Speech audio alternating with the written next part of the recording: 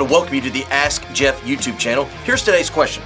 What do you believe Jesus' life was like between the ages of 14 and 29? Well, this is a classic question on the deity, the person of Christ, because we just have little to basically no information. So let's start with the end of the Gospel of John. It says, if everything that Jesus did and or said were written down, all the books of all the libraries in the world could not contain it. So therefore, we're even limited in what we have in the 3.5-year ministry of Jesus Christ, much less this time period, which basically extends from him when he was about 12 to 14 years of age, right about that bar mitzvah time, and what we know is the Passover season, going into the temple, confounding the scribes, until the time that he shows up physically at his ministry inauguration, so to speak.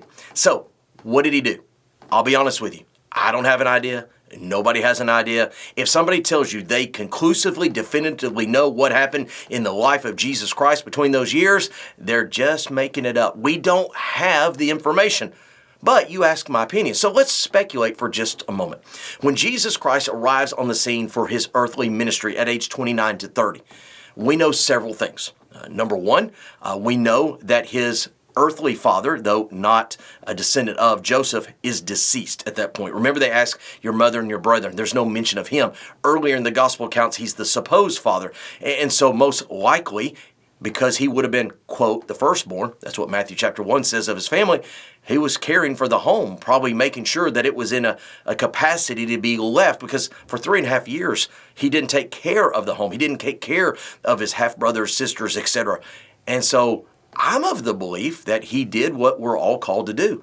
We take care of that which the Lord has entrusted us, even if we're God himself. He cares for his creation. He cares for us.